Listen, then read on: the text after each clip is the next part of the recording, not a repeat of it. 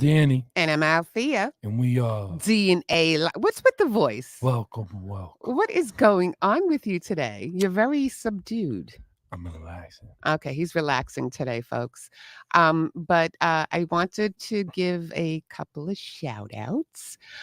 First of all, I hope everybody had a nice holiday weekend. The extra day off was really cool. The weather's been cold. I'm not going to complain anymore. And I just wanted to give a shout out to Ryan. Big shout out to Ryan. You need to stop with that, okay? You need to talk like normal. I mean, I know you're very relaxed and all, but you need to talk normal. I said big shout out to Ryan. There you go. Okay, so with that said, I wanted to give obviously a big shout out to Ryan and also to H. Big shout out to H. Yeah, big shout out to H because he really enjoyed himself over the weekend, didn't he? All I have to say is have fun in the slot machines. Oh, he had some fun. Okay. All right. With that said, I wanted to introduce what we got coming up after the commercial break. As you know, the DNA show plays on radio stations around the country. And there is one in particular that is big and beautiful, and it is run by a gentleman named Uncle Boogie. His name is John Grant, and his communications director, Lady Q.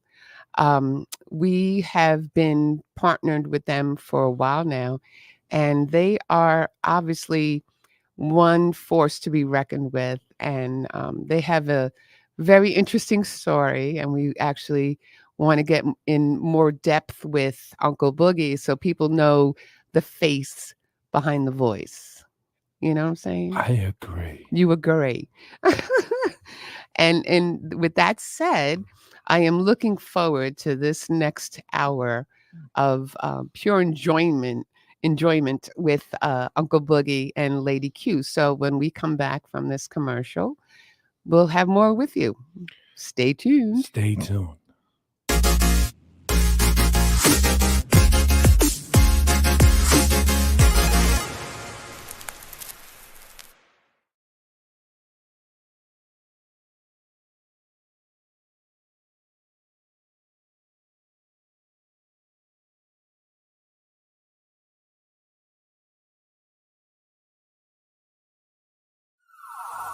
Yo, put your hands up. Right now we're inside a war with ourselves. Yo, America, are we gonna wake up from this? Where the real Americans at, you heard? Where we at? Man, you blinded and you lied, you just censor inside your own. Everyone pretends they love you, but messing you up in homes. Laughing without the way you can't even afford food. And everybody looking at you acting so rude. They thinking that they love you, your skin, that's what they see. They don't understand the militant well it be. But the anger that they got, they just play for each other. A civil war, they trying to come for us, kill one another. But I woke up last night, I gotta talk to my peers. Tell them, listen, we gotta march and what do we hear?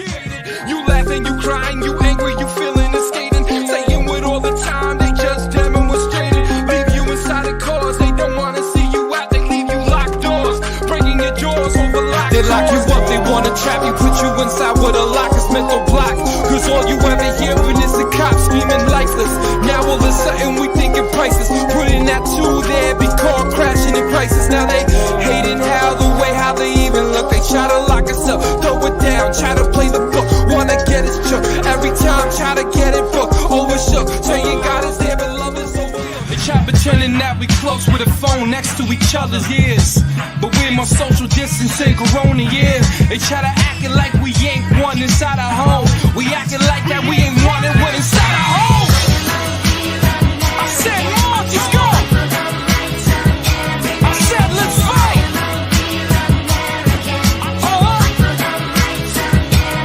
You can't censor us anymore. You lying to the people.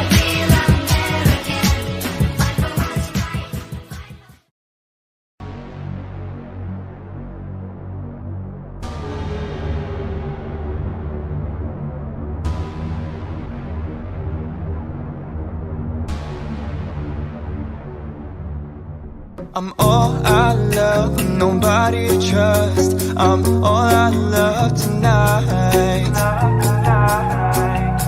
I'm all I love, nobody to trust. I'm all I love tonight, love tonight. Find somebody that you won't let go, and when you find that body, hold them close. 'Cause I'm nobody at this party to love, no, no. Okay. What's going on? I'm What's sorry about going that. We on, were talking. everybody? Okay, so we're back from commercial break, and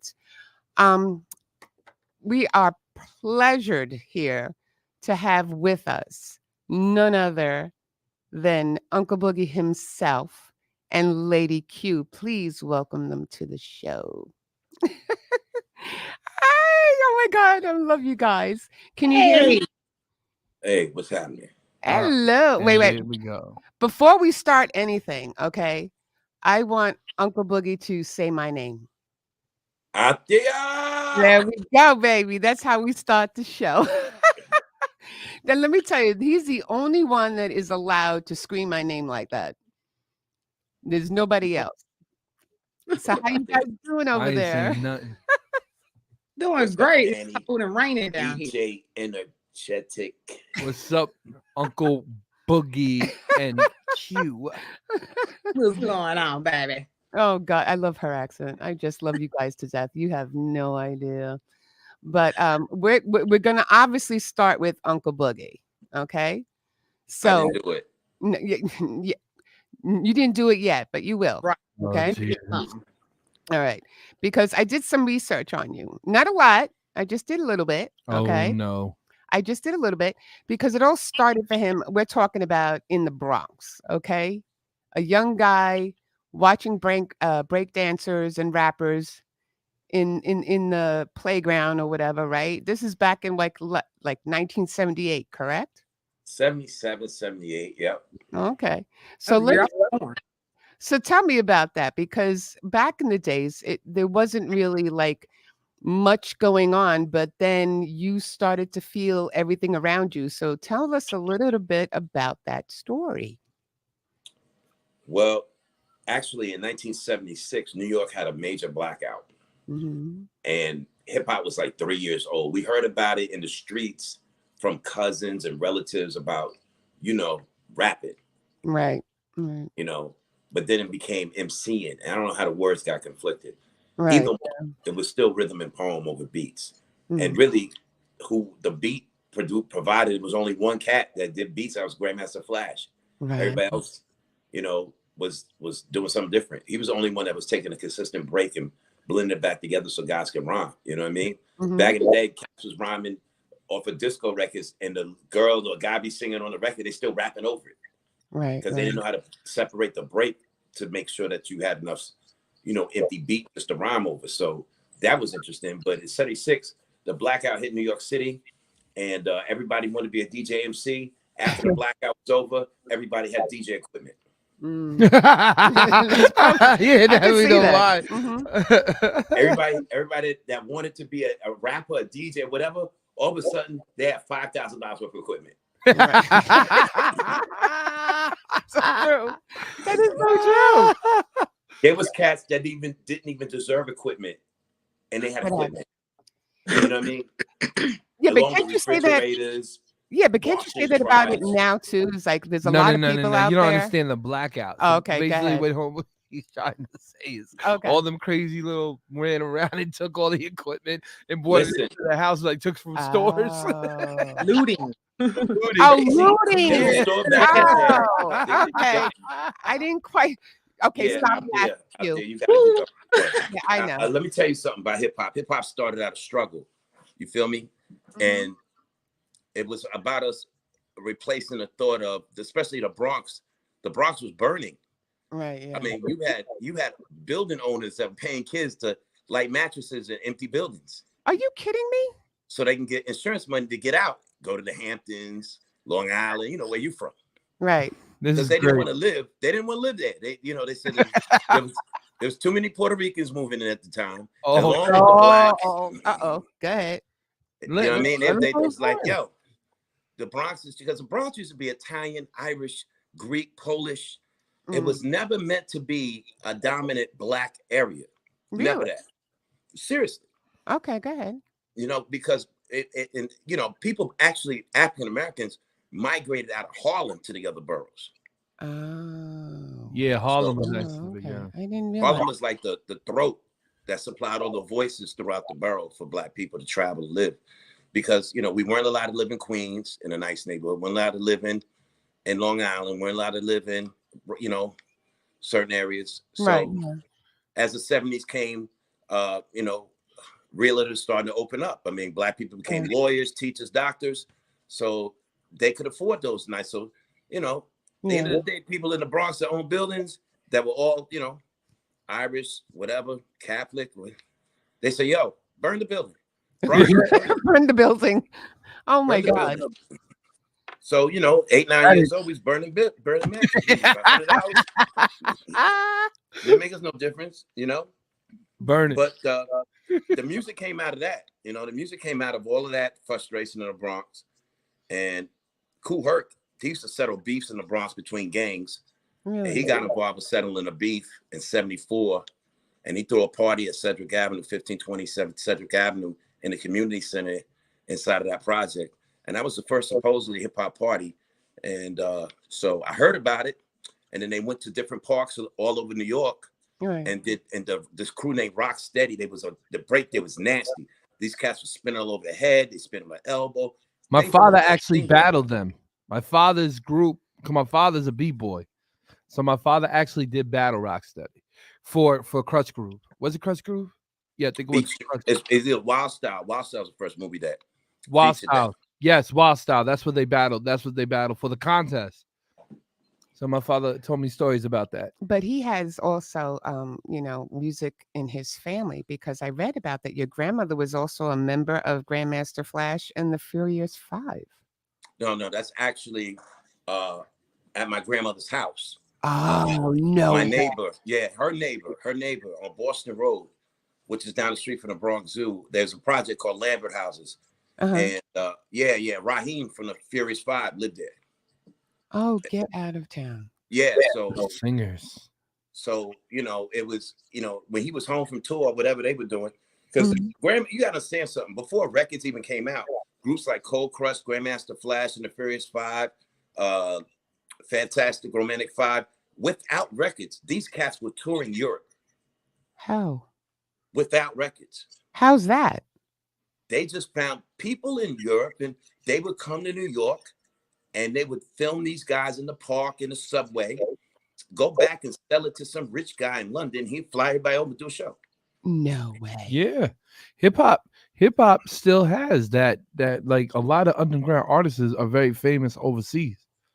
Yeah, they have a better chance actually being overseas than they do over here sometimes. Definitely. It depends on the machine. If you're with the machine, you know why I say that? Because I remember just a documentary with one of love of Tina Turner, and she was talking about how much she loved the USA. She goes, but she was like a queen wherever she went, other than the United States. You got to understand something. When Mick Jagger came over to the United States, when he was first signed, he got with Muddy Waters to develop his sound. European crowds, for some reason, hip hop was born in Europe before it was born in America, really, because before America really got into hip hop, put money behind it, cats that were in the Furious Five, you know, Cold Crush, they always in the military. So when they travel to Germany or Europe or whatever, they would rhyme in the barracks, and then word get out, and the next thing you know, they get out of the military. Those people remember them, clubs remember it, flying back. So it was a combination of those cats going into the military that created the European connection with hip hop early. Right. And even if you look at the word hip hop is a cadence. That was a military cadence. Really? This is why I love him. This is why I could just sit here all day and keep going, man. And just let him keep going. You know what? You just keep talking, and me, Q, and Danny will just lay back and just watch you. Fine. So fine. Here we go. See? Fine. The word hip hop was created by MC Cowboy. I don't know who that is. Okay, go ahead. He's a member of the Furious Five. Okay. Grandmaster Flash. When he went to the Army and came back, and he started rhyming over beats with Bambaataa, with Zulu Nation, at different clubs, parks, he put that hip hop tag to it. He put that to it. Before then, it was just rhythm and poem. Then we developed the culture. You know what I mean? You couldn't say, you know, back in the day we was having a rap jam. You had a hip hop jam. Hip hop just became part of the culture because if you look at a cadence of people marching, hip hop, it's about unity, rhythm, and poem, in step, in time, and rhyme. And that's what it's all about. So that transferred into our culture.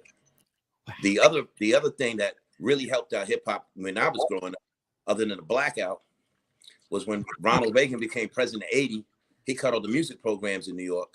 So he took all the bass drums, kick drums, trumpets, everybody that was in bands and everything. Everybody wanted to be a funkadelic star at that time. Bootsy Collins was rocking, Barkays, you know, George Clinton, funkadelic. Everybody wanted to be a funkadelic dude. Oh, okay. But Ronald Reagan took all the music programs out of New York City. Why would he do that? Why would he do something like that? You got to understand something. Conservative politics means they conserve on the entitlement programs that help the community in the inner city communities. That's the first thing they cut. So they can show their other constituents that, hey, we're hard on minorities and we don't give our handouts. See, look at what we did. So if you want to know the real reason why hip hop exists, it's because of Ronald Reagan. Shout out to Ronald Reagan. Yeah. Shout out to Ronald Reagan. But, you know, with that said, when you talk about helping the community, I'm going to break away from music just for one thing because of you, because you have actually something in common that Danny does too. What's that? Oh, okay. Because see, I do my research. Here we go. Okay. There is something called ELKS, ELKS. And Mr. Grant over here is a member of, and he did a public service announcement about 8 years ago with a DJ regarding bullying in the community and stuff. And you are still a member of that, correct? Well, you're never not. Once you join that fraternity, you're in. You're in for the rest of your life. Now, your lodge might, put you to the side because you ain't paying no dues. Go ahead. But in the book it states that you're elk for life. So. Oh, okay. But I read that about you, and I was not just impressed. I was like, a lot of things that, like, in the person in your business and your form of personality, radio show, talk show, and stuff like that, you don't know the other side of that person sometimes. And sometimes, can I say one thing? The guy that I did that campaign with, he ended up bullying me, so I ended up bullying him back. So let's not talk about. Let's move on. Yeah, he owes me like $3,000. Jesus! Oh, that's it. We're gonna make a public service announcement right now. But I still don't like to be bullied. You know what I mean? And I really did it for those reasons. But that guy, he kind of bullied me back. He did. Yeah, so I had to re-bully him. There's no issue with that. Lady Q. But there's no issue with re-bullying and then bullying and bullying. And that goes for a national advocate. If you get bullied, have some tough skin. Yeah, well, you got to have some tough skin and everything. It took a minute. It took a minute to realize that, wait a minute, this guy's stealing from me. Yeah. Okay. Okay. All right. So I got to go in and do my push-ups. I had that Rocky playing in the headphones. Oh my God. You know what I mean? I'm in the gym. I'm looking at Lady. I have a tiger. No. I'm looking at Lady Q right now because I can understand and feel her pain because we pretty much deal with the same type of character. You got Boogie, I got Energetic, so it's just there is no difference in the two, except for the age. That's about it. We're gonna pray for each other. Yeah, we have to sit down and pray. All right. First of all, as a man, you never let another man try to quote unquote bully you. Okay, so that's it. We need to get off that right now. I just said that. Okay, that's it. Bullying. That's See, right away he's got Boogie's back. You know that? Right. You see that, right? Ain't you a Virgo? Ain't you a Virgo, Danny? Absolutely. Ain't you a Virgo? Yeah. Okay, go ahead. Virgo. Hello. We both Virgos. Oh, we're both Sagittarius. Check that out. Now we can have a conversation because the rest of that stuff. Come on, ask some more questions out there. Come on. I knew he was going to do this to me. So I did take notes, but I lost some of my notes. But okay, tell me about your Buffalo State University days. You got there on a scholarship for football and track. How did that go, sir? Well, I Yeah, started. go ahead. Well, I started. With it Yeah. was either going to be out of high school. It was either going to be music, Uh-huh. and I didn't have it at the time. My group, we weren't there, or it was going to be school and learning something. And I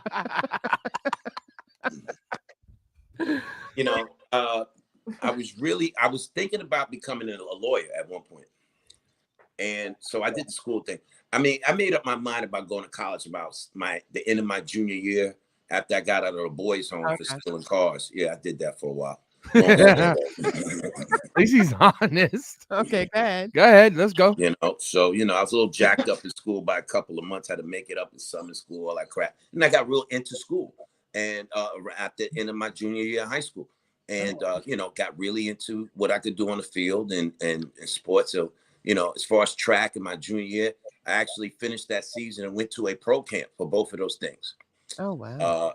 And I really dug in and was about that life. I was also interested in the military because my father was in the NYPD, Army. right? Wasn't he? But he was an officer, wasn't he, for the NYPD? Yeah, he was. Yeah. But I had a couple of things I wanted to do at that time in my life. So I chose the college route because it was free. I mean, the guy said, hey, pack your bags. I got your back. And my cousin graduated from that college. I always notice that cops' kids are usually the worst ones. Like, I feel like they're worse than Nobody asked you for anything like that. We were talking about my interest. Yo. No, go ahead. Go on, Q. You can say anything you want, babe. I'm not, and I will. Nobody's thinking about Boogie. Then why am I on the call? This is what I have. This is what I have to do. I have to keep him in check sometimes. Yeah, I know. Don't check me. Don't check me. We have to, don't check. I'm not a chess piece. You gotta keep the old guy in check. I'm not a chess piece. Yo, I love it. Keep going. Let's just keep going because this is good. Yeah, sometimes he gets a little. So sometimes I gotta be like, hey, just bring it down a little bit. Right? No. Yeah, let me explain something to you. Oh, wait. My man Wallow over at with Gilly on that podcast. What did he say? He said, go ahead. He said, humble. Let's be humble. What does that mean? Humble for what? Humble for what? Humble for what? Humble for what? If you're not where you want to be, how are you going to be humble and be successful? You got to make noise to be successful. You got to be proud of being successful. You got to expect to be successful. That's not a humbling act. You know what I mean? Now, you could be grateful once you get out of the humble state. Okay. But if you intend to be humble while you ain't where you're supposed to be, well, humble is holding you back. Okay. Listen, I agree with him 100% because everyone be like, why don't you be humble? I'm like, be humble for what? Wait. Q's got something to say here. All right, Go ahead, Q. All I said was, of course he does. Of course he agrees.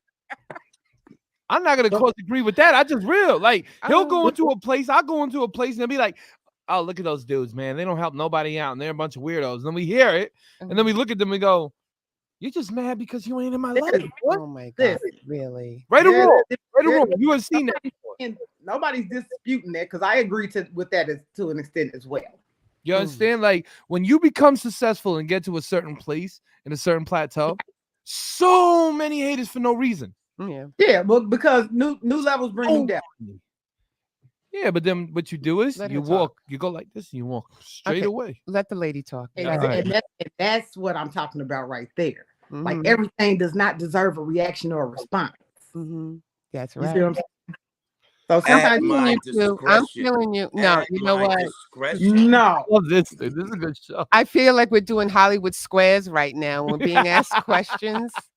And okay, I'll take the top right for 500.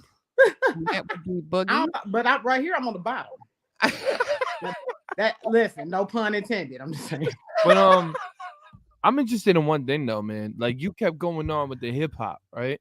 And I think it's funny because he actually really gave us a really good vision about back in those days how hip hop really got seen. But Danny, that's only my vision. I'm pretty sure there's like other stories because I understand, but You know what I'm saying? Like what I remember was it was like 78, 77. I was summertime.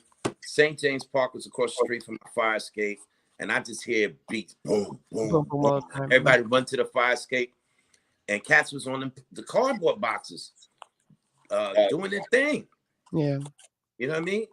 One thing James Brown was like the dude back then. Like all his records had breaks in them. And you know what I mean? And then from there, then you heard a cat on the mic. And then you just interested in hip hop because it wasn't rock, it wasn't soul, it wasn't funk, it was us. Something we created. And that makes you follow it, you know? One thing I would say is this, like, I know he's saying that this, you know, other people have other stories, but you really, like, an hour show is not long enough to listen to all of the knowledge that he fit to you. Mm-hmm. He is one thing I will say, if nothing else, he's a great teacher and he's very knowledgeable when it comes to a lot of, especially when it comes to the whole. What do you mean if nothing else? Whoa. I said that on purpose because I knew it was coming. Wait a minute. You gotta give him his clap, the Hall of Fame over here. Well, yeah, he was recently, September of this year, he was inducted to the Hip Hop Hall of Fame for his life's work. I mean, and he made sure that we knew about it because I don't know how many times he put that picture up. No, hold on. Yeah, listen. He just got another one. What? Go ahead, Boogie. Go ahead, Boogie. What you got another award? Yeah, for being a member of my group. We got awarded we got an accreditation from the United States House of Representatives for our contributions to hip hop. Look at you. And this is why people, everybody who's listening and watching out there. I'll go get it. Oh, no. I told you. I knew it. He's been doing this ever since. I don't know, people, how many times I have to look at the Hall of Fame photo. Okay. But let me just say forget that. Okay, but this is why. Show it. Oh, God. All right. Show it. Okay. Show it. So this is from where I came from in New Jersey. When I moved from the Bronx, I went to Inglewood, New Jersey, right? Okay. And this is a county certificate. Oh, look at you. This is with my group, Rockin' G. Oh, Rockin' G. This is what it says. It says that. See? That's Reggie Rock. How do you say his last name? Pasley? Pasley. Okay. So we got that. Reggie. So we got that from the county. And then we will receive this too from the United States House of Representatives official seal right here. Look at you. And this is their certificate. Okay. Oh, wow. That's nice. Are you going to frame that? I'm working on it. Yeah, I know. Lady's going to be doing it, right? She'll take care of it. Nice. Look at you. Oh, don't worry about it. I can't afford her prices. I'll take care of it myself. So anyway, I can't. Shade. You know what? He can sit there and talk like that, but you know what? Let me just say one thing. I love Uncle Boogie ever since we met. Okay. I love WTSX. I love our relationship and everything. But you added something to it that was very much needed. Let me tell you, Lady Q. Calmness. Because, you know, every ice cream has a good flavor. Okay. And he's gonna show that all day. But that's what I'm saying. You were like the sprinkles on top of that ice cream that was needed and the cherry on top. And I'm glad you came aboard.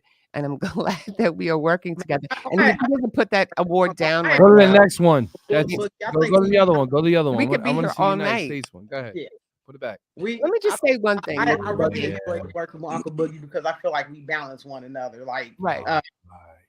You know, this is like vinyl, Danny. This is nice vinyl.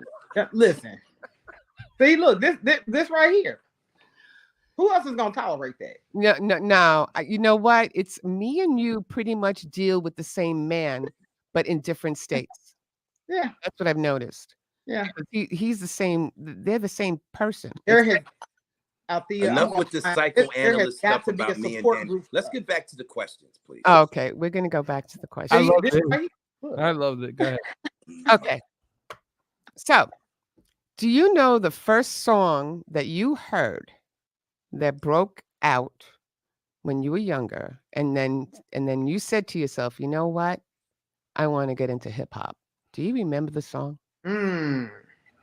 Rap's New Language, Treacherous 3 featuring Spoonie G. Okay, I stand corrected. Okay. So, tell me how you met. Okay, wait, but what I know is that you were in 2011, you were a technician in Kokomo, Indiana. Correct? Well, I've been a technician since 1995. Okay, I'm talking about where you were in 2011. Yeah. Okay. Yep. You were in Kokomo in 2011. Yeah. And then shortly after that, 3 years later, WTSX was born. Tell me how that happened. How what? I got here? Yeah, how you got here. Exactly to where you are right now. From 2011. Mm-hmm. No punches. No punches. Well, so in 2011, I met Johnny O. Mm-hmm. While I was doing my podcasting and stuff like that. Like I was one of the first people on Podomatic.com with Table Setter Radio. Right. Mm-hmm. And I started in Atlanta like in 07, 08. So, and then when I actually lived in Gary for a while in 08 to 11 before I came to Kokomo. I came to Kokomo in 10.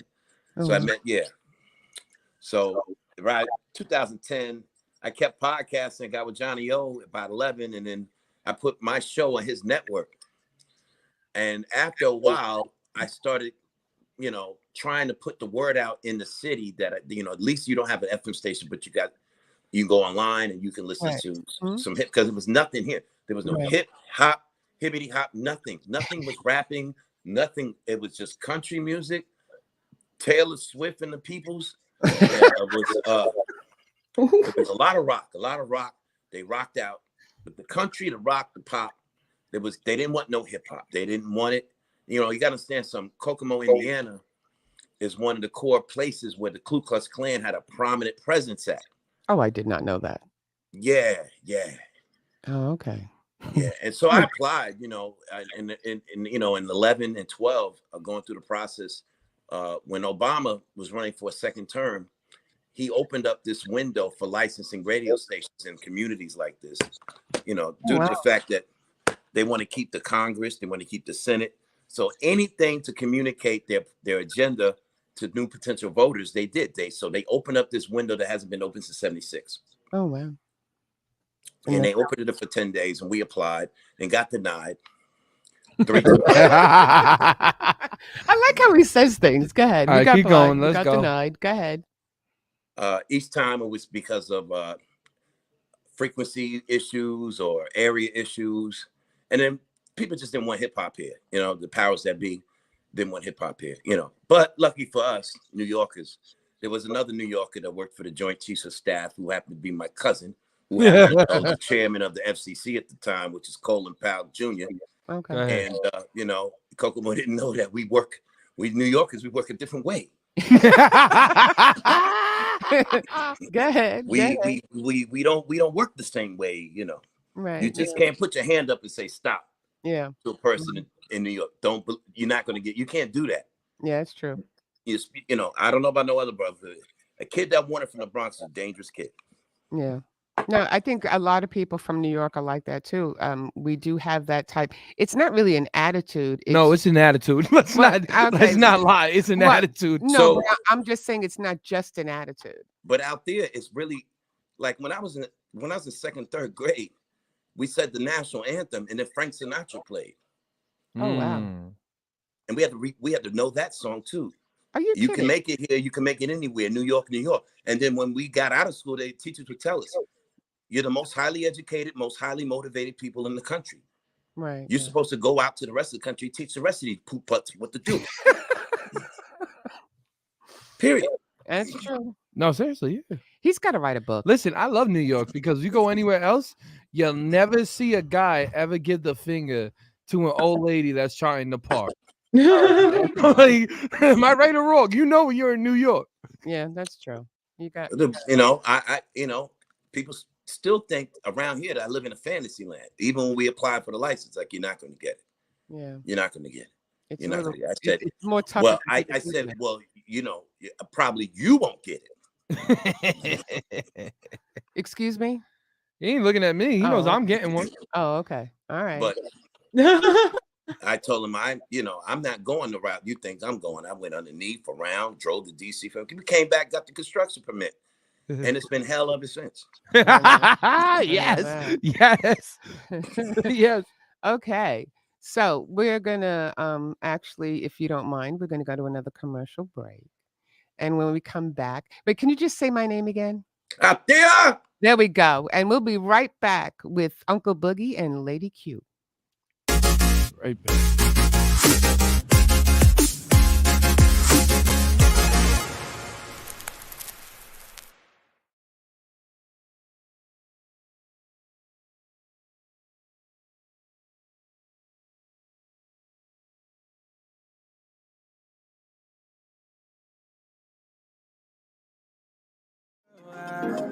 Now I got to let her know Daddy ain't never gonna leave. You know I want you, girl, for all eternity. Now I got that money, my money, my money, that's what you be blocking on.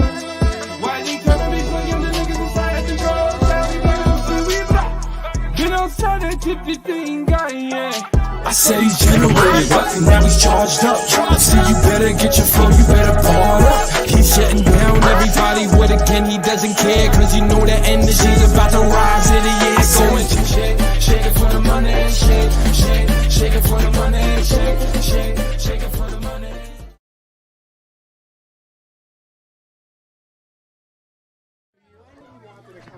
All right. Is everybody having a good time tonight or what? That's what I thought.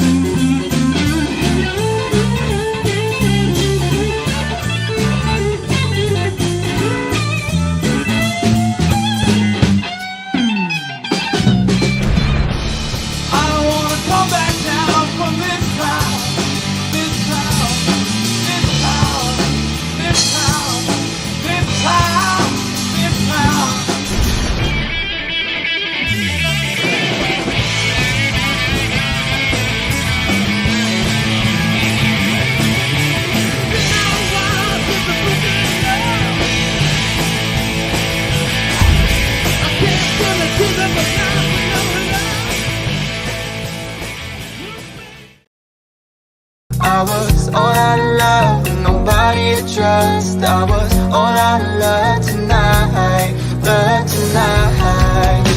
I found that body that I won't let go. I'm gonna keep her close, and this I know. Cause I'm nobody at this party to love to you.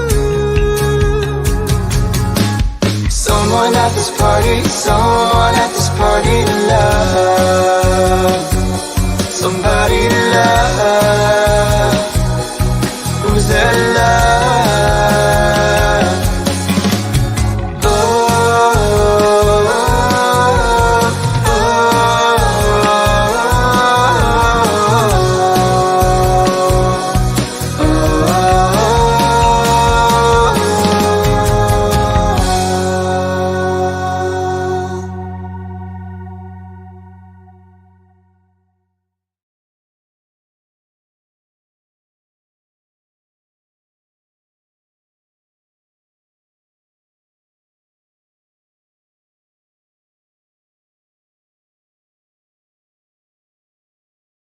And we're back. You sure that wasn't Steve in the mask? You know what? We're gonna have to ask Chris Milo that question. Okay. But coming back, please, I want Lady Q and Uncle Boogie. Okay. Now, I don't know if you were watching that video. Were you watching that video with the song? Yes. Oh, you know what? I always push this guy, because we talk a lot about artists and stuff like that. Okay. I just wanted to take a moment because this gentleman by the name of Chris Milo, I think he's spectacular. And we're still trying to push him. Now, you being in the radio, in us obviously too, what do you think these days is so hard? Because I mean, this kid is so talented, right? And I love his song. And I think he really needs to be pushed, but it's just like there's just too much competition out there. And it's like, what does a person need these days in order to like make that extra stride? I don't understand. Me personally, I always say I feel like your team plays a big role. There's a lot of artists out here right now in music that I don't particularly care for, but you gotta respect their team. Right. Their team definitely pushes them, whether it's supporting financially, just fan wise, so forth and so on. Like it all revolves around the team. Yeah. Mm-hmm. I made a statement not too long ago, and I said a lot of these artists now out here today, they have that are equivalent to public defenders. What do you mean? Wait. What do you mean with that? Like they're the ones that basically sit there and they basically give all the information away? No, like they're you go to a public, if you get arrested, and you're more than likely to get off with an actual attorney than you are with a public defender. They just they're just getting their little regular pay or whatever. Attorney gonna fight because they want that percentage. Right. Yeah. You see what I'm saying? But that public defender, they get paid by the hour. They can care less if you win or not. If you know what I'm saying, found guilty or not. I call them pandemic rappers. Yeah, whatever they're called. But the team the team definitely makes you. And then on top of it too, a lot of the stuff that these artists deal with, like they could really do it on their own without even having a manager. Like unless you're being booked and being pulled from every angle, tug of war, left and right, you really don't need management. Yeah. And do get management, is like you just sit there, you put everything into the management's hands and allow them to do everything, and they really don't even know. Yeah. Like, you'd be surprised how many managers have come to me wanting to know how to get their artist music on our stations. And when I say, well, do they have a radio edit version, first of all? Yeah, that's the first thing I asked too. Oh man. No. None of them do. You know what's crazy? People don't realize when you go into a studio, you're supposed to have, I think it's 2 versions, don't you? No, 7. 7 versions? 7 versions. One version is going to be the clean. One version is going to be the rough. One version is going to be like with all the stems and the beat. The other versions are going to be the acapella, and the other one's just going to straight up the mix for the music. Is that right? Yeah, it's called a DJ service pack. See? So what's required by our DJ union, the Nerd DJs, we require a dirty, a clean, an intro, an outro, and an acapella. Wow. So, but the one thing that I heard the song, it's somewhat of a rock song. That's right. That's really radio. You know what I mean? Mm-hmm. That's a radio. You have to identify what the purpose of that song is. Right. If it's a tell a story song like that is, it's a video radio song. Right. So those are the people. You need to find people in the lane that do that kind of promotion for you. Right. And it's DJs are everywhere. DJs are country, rock, hip hop. Disc jockeys are everywhere. Yeah. There's somebody that's willing to play that record. Right. And the only way to get it recirculate that, let me put it this way: 100,000, he'd be out there. And he's 100 right. Yeah. Because you got to look at it as an independent single. Right. Is like 50. Right. But if you want to be all around, is 100,000 to 250,000. Okay. That's how minimum. Not only that, sadly, we're in a era where it's not even so much about talent. Because don't get me wrong, I love the song. The videos are starting, but the song is great. But I actually it came out of Halloween. Yeah, I actually like the video too because it tells the story. Right. I understood it. Now the ending had me confused, but I'll get on to that later. But we're in an era, unfortunately, now where it's more about financial popularity than it is about actual talent.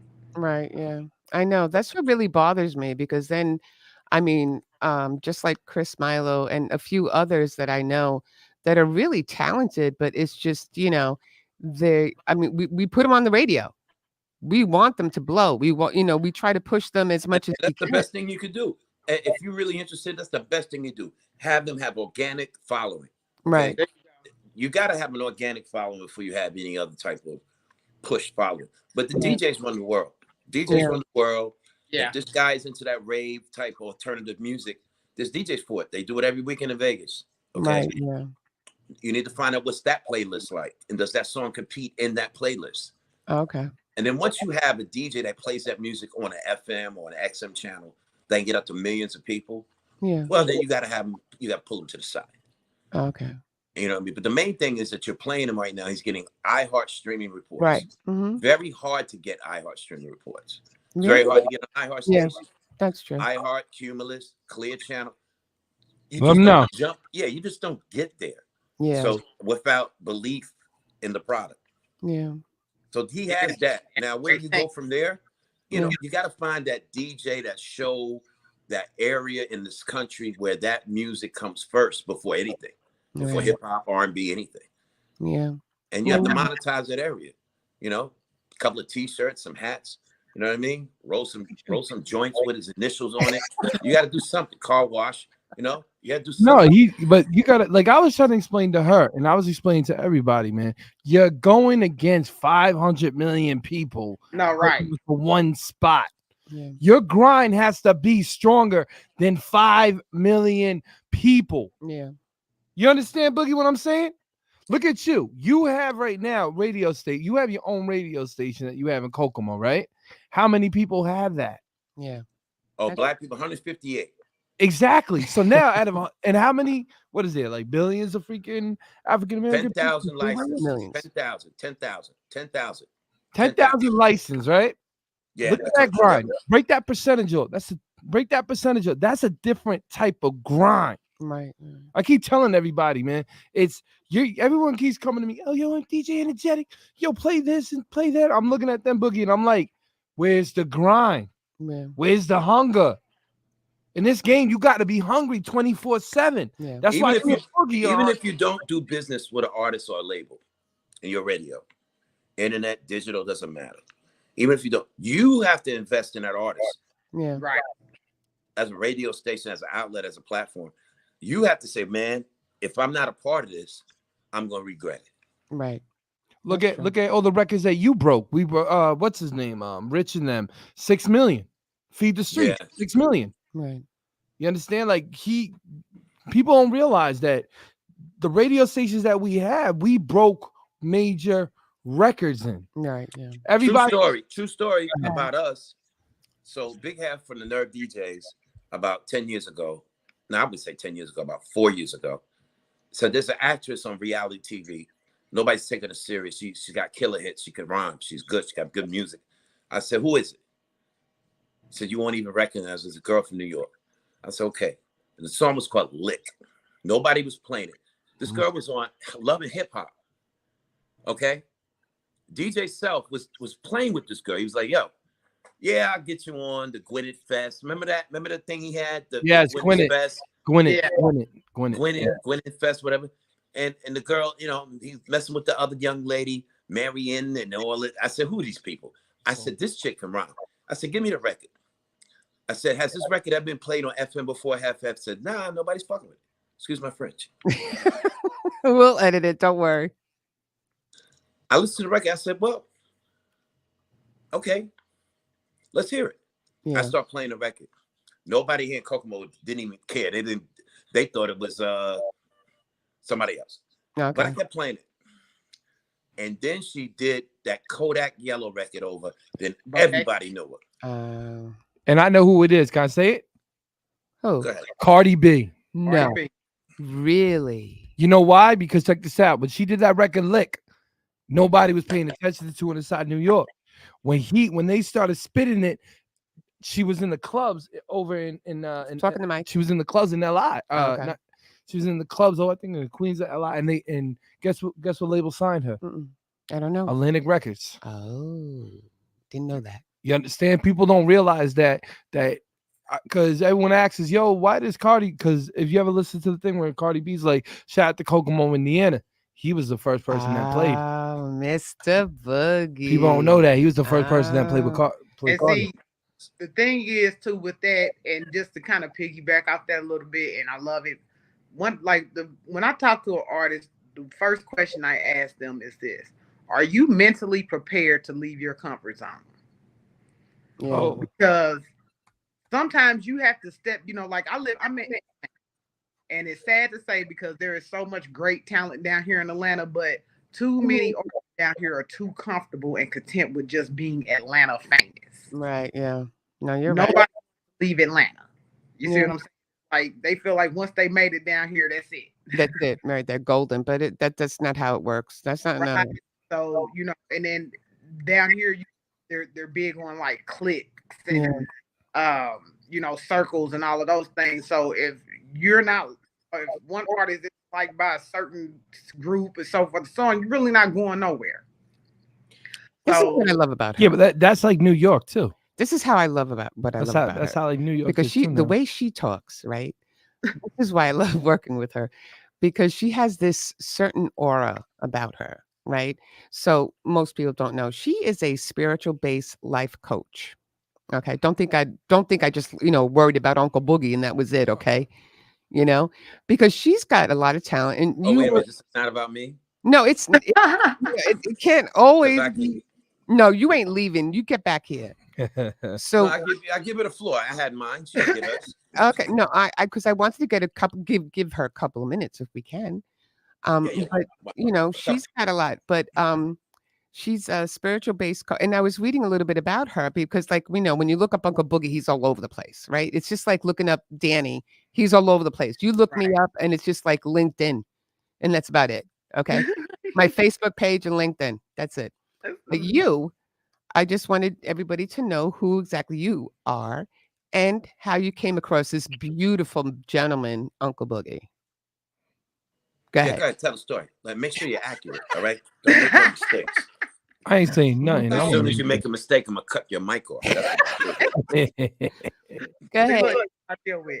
No, so basically, it's really funny because I literally started out just all together as a youth advocate, Okay. motivational speaker, so to say. Mm. Yes, I do have a degree in criminal justice, minor in psychology. I'm certified, which I'm a spiritual life coach on top of that. And I usually like work within the community, things of that nature. And then I have what some people call me as a comedian, which I don't think I'm funny. I just be saying Oh stuff. God, you are funny. Go ahead. Keep going. I probably think I'm funny. I just be saying stuff and people just don't never take me serious. So that ended up leading me to writing skits for different radio shows and podcasts because I never wanted to be in the spotlight like that. Mm-hmm. Eventually I did. I was on a couple of, shows, a couple of podcasts, radio shows, so forth and so on. And I ended up getting introduced to Uncle Boogie like about a year ago. Oh, okay. And the first day me and him met, like we were, because I'm a ish talker. Yeah. Mm-hmm. I know. And Uncle Boogie is one as well. And it's like we just started, we bonded off of talking ish to each other. Really? I couldn't see that. Yeah, like I know, right? I could not see that at all. I know, right? I can see it all the way. I don't know what you're talking I'm about. trying to be funny here. I'm trying to be funny here. I'm not. No, just be honest. Like, no matter how much we talk, I love Bugs, man. yeah, no matter how much we was talking crazy each other, it was all in fun and love. You know what I'm saying? And I had a great respect for him because I was like, like I said earlier, he's very knowledgeable. Right, he is. Like when he's not being Uncle Bully, yeah, and he's being Uncle oh, Boogie. God. We have such fun with that. Go ahead, we do. I can sit and talk with him all day. Like I like Uncle Bully. Uncle Bully. No, yeah. he's That's the what I best. call him sometimes. That's his alter ego. No, I love it when he gets to the Danny. No. Oh yeah. He get right to business. He ain't playing today. No. Call me right up like, yeah, he get right to business. That's the Boogie, man. Is that what this is about? Embarrassing me? Is that No, what this whole is thing not is about about? Ain't no way to Roasting me? embarrass Is this a you. roast? Look, Ain't no way I know to we're gonna hear embarrass about this me. later, right? Do business, brother. We can roast if you want, but I mean, I don't really have anything prepared to roast him with. Nah. But Daddy out there, y'all know we're gonna hear about this later, right? oh gosh, I'm gonna get We that. are not roasting him at all. We're just saying like he's just a I straight am. up dude. I ain't. I am. What the I hell? ain't. I'm saying he's just a straight up dude, and I respect that. You No, know. I love Uncle Boogie though, for real. Like I've learned a lot just in this, in this year working with him. And I have fun with it because he gives me a lot of free range. Right. Because Is that what you think? Is that what you think? For real? You think I give you anything? I think you jack it. That's basically what you do. But go ahead. No, you know what? I give you. I don't give you nothing. You jack it. Oh I don't know gosh. about them, But man. you know what? It's all about take and give. Okay. So sometimes we got to take in order for you to get. Okay. Listen, there'd be no psychological warfare over here. Look, here you go. It's All right. never that. Don't even try it. You know, Because at the end of the day, Boogie knows that I'm gonna always make sure he good. yeah, exactly. 'Cause No, he that's knows- I how- need to be that- taken. that's I don't need how I to love be that. taken care of. I'm not the patient here. I'm not a patient. I don't need to be You know We what? taken got the care of. Bronx in this dude, man. we're not even on a show right now. It feels like What a is this? 4-way call right now. What kind of setting is this? What did you put together here, Danny? I get played for it, right? I mean, who put this whole thing together? Okay, well, so as you were saying, Wait, no, I gotta ask you a quick. I gotta say no, you one ain't thing. gonna quick. ask him a question. No, we no, got afterwards, Q up here. All right. afterwards. Okay, you can ask him later on when we're Yeah. off the show. Okay, so anyway, go ahead, dear. He interrupted you as always. They always That's interrupt. always. I'm used. It's I know. No, but basically, like I said, we started out. Once we met like about a year ago through a mutual, and we just clicked instantly, and it started out just really just a friendship where just some advice, and I ended up working for one of the stations that he was affiliated with or whatnot. And like I said, I really never really wanted to be in the spotlight like that. I choose for behind the scenes, and then once he started seeing what I was able to produce behind the scenes and how I was able to kind of just maneuver a few things around, he was like, okay, you know what, boom, that's where you're gonna be at. Yeah. But you know what? I think, because I was in that same position when me and Danny got together, because when he was the artist and everything, and he was out there and stuff like that, and I was taking care of everything behind the scenes. Yeah. So then he decided, one day and said, we're going to start a podcast and this and that. And we should do it at the D. And he actually came up with the idea for the DNA show. And he said, I think you would be great. He wanted to highlight me. Yeah. I was like, you got to be kidding me. One thing I say about Rose, specifically Boogie and Danny, they are great visionaries in what they do. You know what I'm saying? I think that's where me and you come in at out there. We kind of balance them. Yeah, that's true. That's true. You know what I'm saying? But wait a minute. Wait. Oh, here we go. Go ahead, Boogie. Balance us. Yeah, we balance you. How do y'all balance? Y'all make us more crazy. Oh, that is so not true. What? Yeah. I can't get over the fact that me and this man, Danny, we being talked about like we're some mental issued people.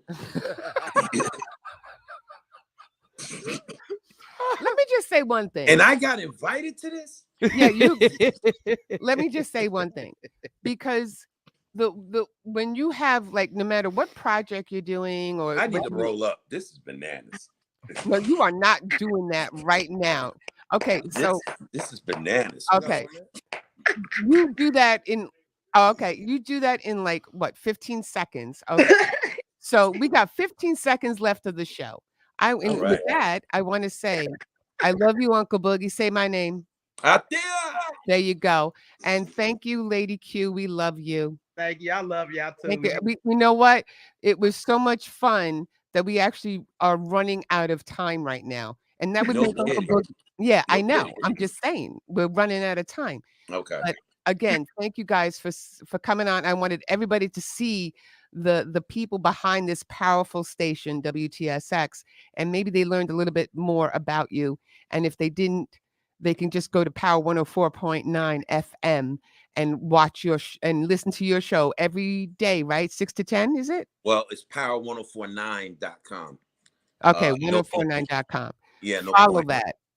Yeah, maybe that's why we're having a problem. You're putting a point in it. Now we fix. Okay, so with that said, I want to say good night, everybody. We love you and peace out. All right. Bye-bye.